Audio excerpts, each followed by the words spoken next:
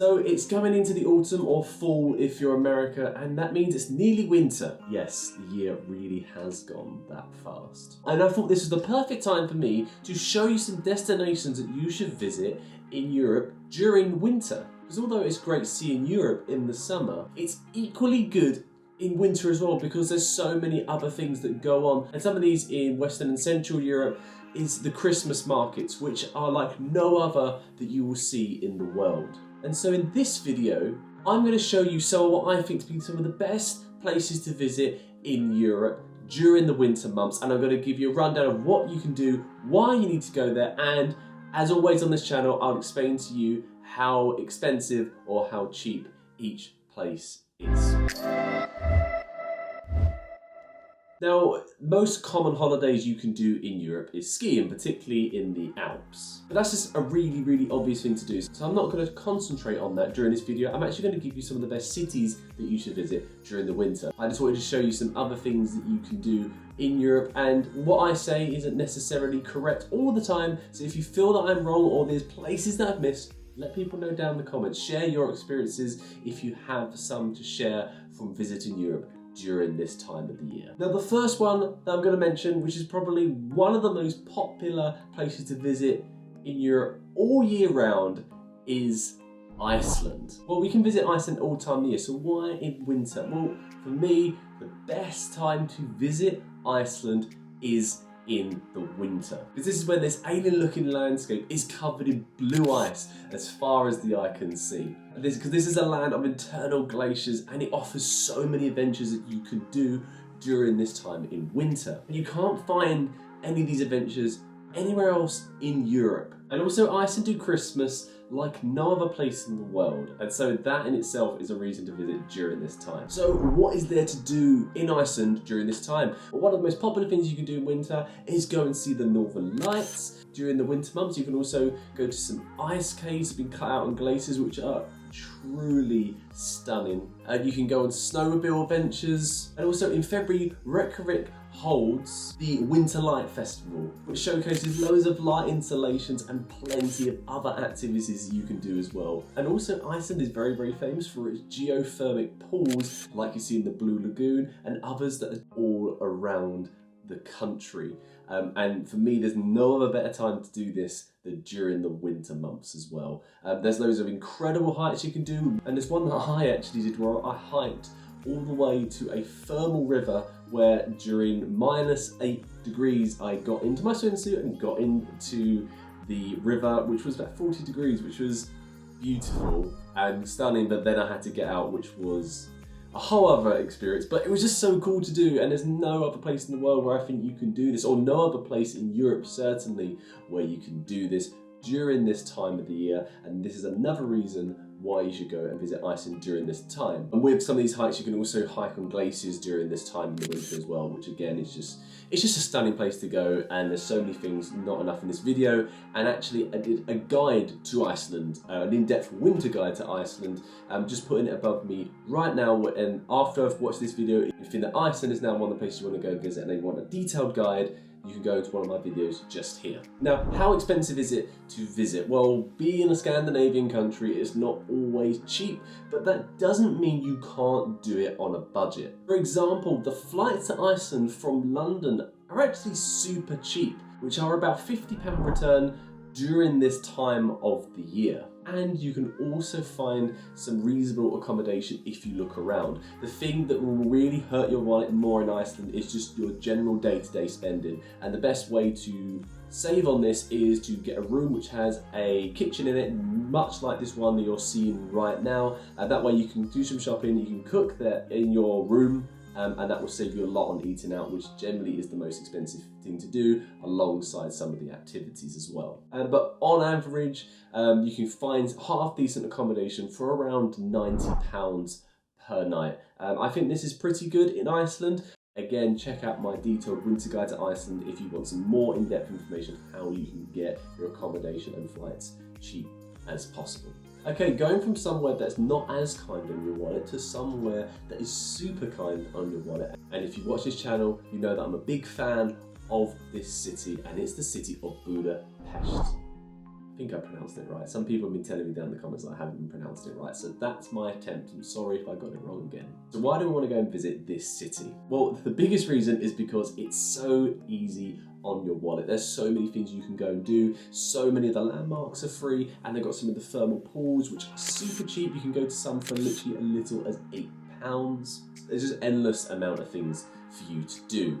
But some of you might be thinking, well, but why specifically winter? Well, in Europe, we have our Christmas markets, which are like no other places in the world, particularly in Western and Central Europe. And Budapest in December has two big Christmas festivals. One in this square, I don't want to pronounce the name wrong, so this is the name of it, and this is the Christmas festival. And the second one is just outside St. Stephen's Basilica. Now the one in the square has over 100 stalls, which has everything from craft work to homemade chocolate, and also the really famous gingerbread. And I don't know the specific Hungarian name for it, but this is the name of it right now, and I just don't want to pronounce it wrong. So there it is, and you can go and get it in this market as well.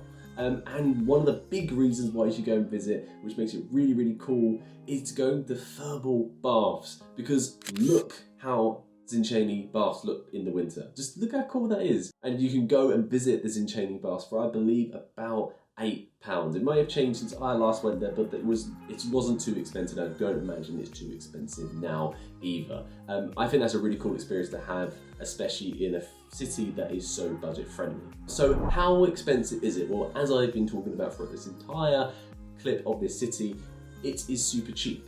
It has some of the cheapest flight routes in Europe, and the Airbnbs and hotels generally are very cheap. Generally for me, I find Airbnb the most cost effective, and on average, your accommodation will cost you around £45 per night. Here's just some lists of just on Airbnb that I did a little search of. And flights, again, as I said, are super cheap as well. The average price for a return flight from London is about £30 during this period. And also I've done a very in-depth guide on Budapest as a city of where to stay, exactly what to do, the price of thing, how to get around, all that kind of stuff. I'm just linking it above in this video right now. So if you want a really in-depth guide to Budapest as a city, then here's a guide for you to watch.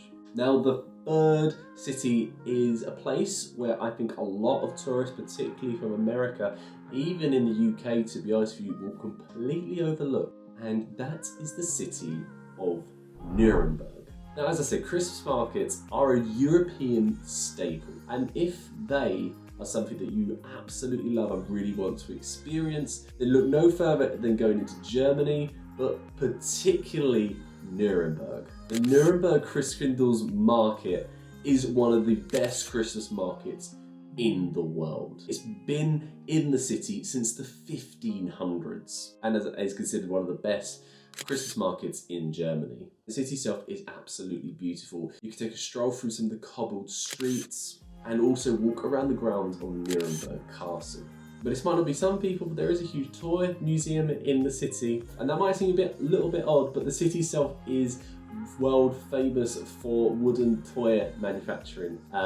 It's where like Pinocchio and things like that are based off. It's kind of techniques that they use. So it's actually really, really cool. It's a really magical city, particularly in this time of year. And so if you want to go and visit the Christmas markets throughout Europe, you must go to Nuremberg. But as we've done with all the other cities, how expensive is it? Now, it isn't as cheap as Budapest, because there's not a lot of other places in Europe that are, if I'm really honest, and it's going to be slightly more money around the Christmas period, because this is where they'll have their peak tourism in the city. Now, on average, you probably look to spend about £60 per day, particularly if you're going around the Christmas markets. In terms of flights, the flights to Germany from London are actually pretty cheap, so this is a good thing. On average, they're about £30 return, and here's some of the prices you can get. It's always on Ryanair, because it always comes up as the cheapest airline. And on average, in terms of accommodation, you're looking at about £90 per night. So it's actually similar to Reykjavik or in Iceland. So you are looking, it's kind of in the middle in terms of budget restraints, but in winter, it's a strong recommendation of a city that you should go and visit if you want to experience Christmas markets. You really should look no further than Nuremberg. Now, the fourth place we're going to recommend, we're going to go back to Scandinavia. Now, I know this isn't as cheap, but trust me, it's a place that I think a lot of people miss out particularly Americans. I know a lot of people from the US watch my channel, and even Europeans as well, and that is to visit the city of Bergen in Norway.